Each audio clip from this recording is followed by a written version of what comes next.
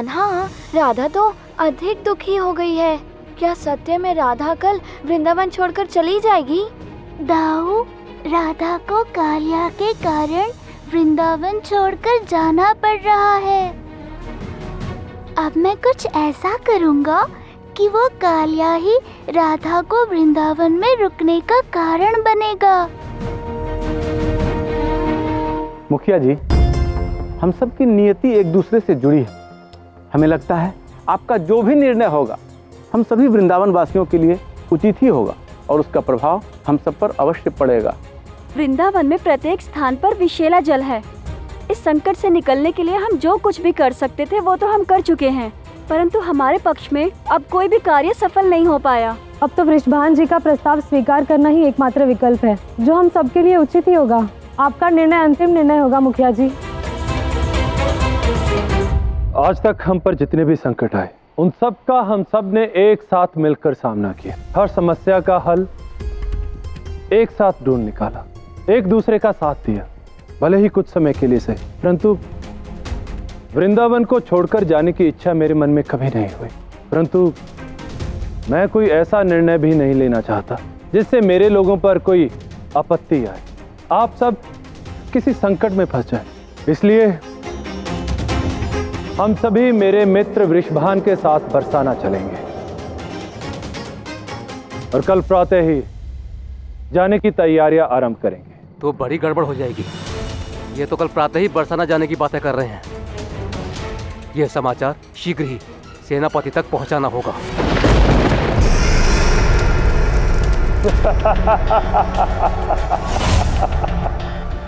महाराज, मुझे तो लगा था कि आप वृंदावन वासियों के बरसाना में स्थानांतरण करने के विषय में जानकर अत्यधिक क्रोधित होंगे, परंतु आप तो प्रसन्न लग रहे हैं। क्या बात है महाराज? अक्रूर, बात ही कुछ ऐसी है। उन लोगों ने तो मेरा कार्य और सरल कर दिया।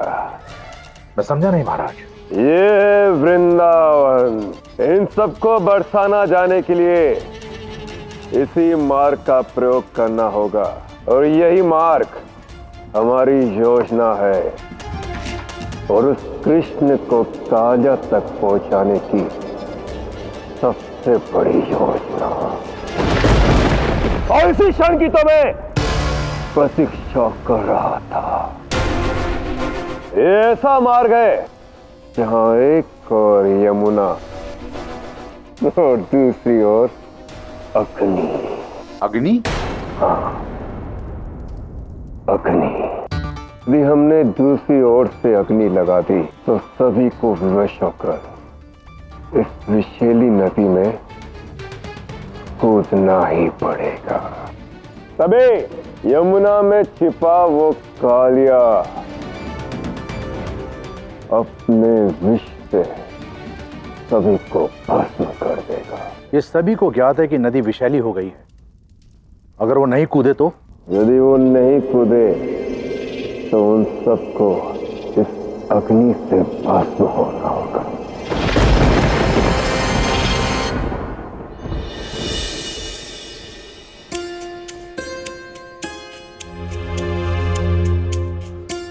इतना सब होने के पश्चात भी क्या हम वृंदावन छोड़कर चले जाएंगे? लगता तो ऐसा ही है। अर्थात इस वृंदावन को छोड़कर हम जा रहे हैं, ये तो बड़ी दुख की बात है। वृंदावन छोड़ रहे हैं तो क्या हुआ? हम एक दूसरे का साथ तो नहीं छोड़ रहे ना। वृंदावन के साथ हमारी कई स्मृतियाँ जुड़ी हुई है राधा। मैं तो बस ये जानकर प्रसन्न थी कि कान्हा और तुम सब मेरे साथ बरसाना चलोगे, इसलिए मैंने ऐसा कहा। यहाँ हम सभी अपना वृंदावन, अपना घर खोने पर दुखी हैं और तुम अकेली ही हो जो इतनी प्रसन्न हो। तुम्हारा हृदय तो कठोर है, हमें तो लगा कि तुम निर्मल होगी। नहीं नहीं, ऐसा नहीं है, मुझे गलत मत समझो। मेरा अर्थ था कि मुझे तुम सबका साथ नहीं छोड़ना होगा, इस कारण से मैं प्रसन्न थी और तुम सबको भी हमारे एक साथ होने का बोध दिला रही थी ताकि मैं तुम सबको प्रसन्न देख सकूं। वृंदावन छोड़ जाने की बात हो तो हम कभी भी प्रसन्न नहीं हो सकते।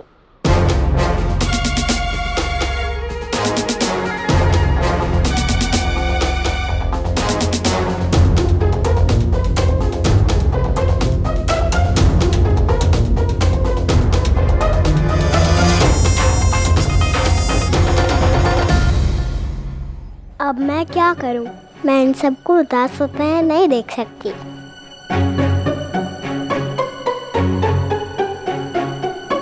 टोली मुझे क्षमा कर दो ना, मुझसे गलती हुई है।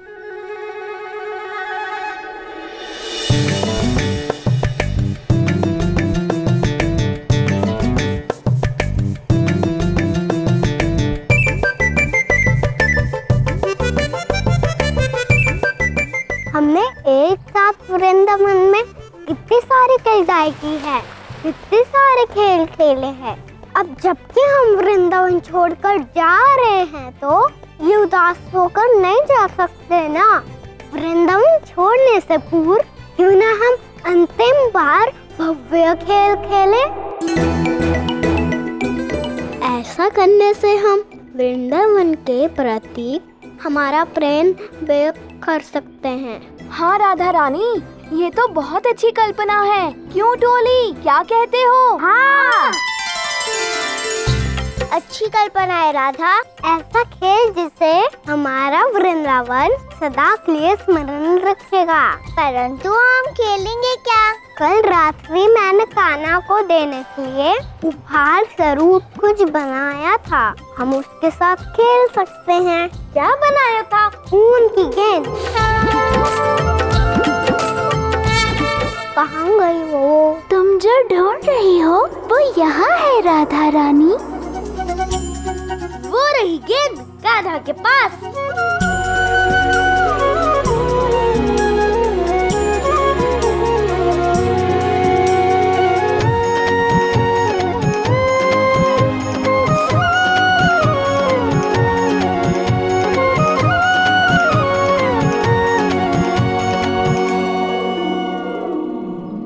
हम वृंदावन में आज एक अंतिम बार निराला खेल खेलते हैं और वो खेल इस गेंद के साथ खेलेंगे। ठीक है ना कान्हा?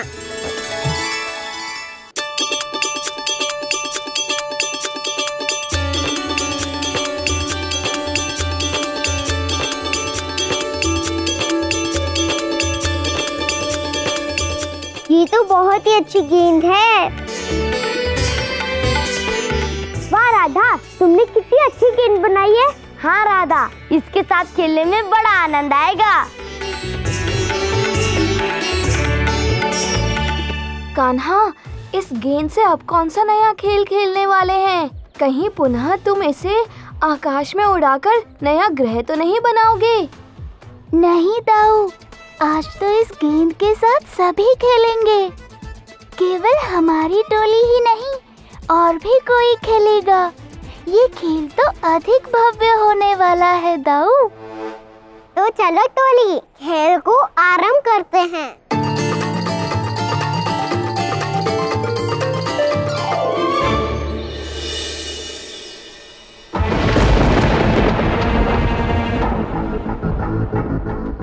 एक और वहाँ गांव वाले बरसाना जाने की तैयारी कर रहे हैं और दूसरी ओर ये बच्चे यमुना तट पर खेल खेल रहे हैं। यही अवसर है, हम बरसाना जाने वाले मार्ग पर आग लगा देते हैं। उचित कहा, चलो।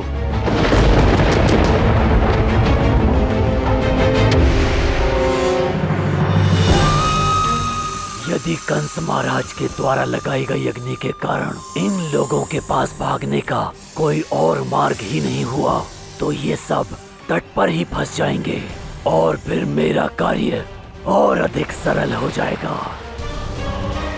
अब इस स्थिति में मैं नदी से बाहर आने का जोखिम उठा सकता हूँ। एक बार वो बालक कृष्ण यमुना के भीतर आ जाए, फिर तो उसे मुझसे कोई बचा नहीं सकता। निश्चित ही उसका अंत होगा।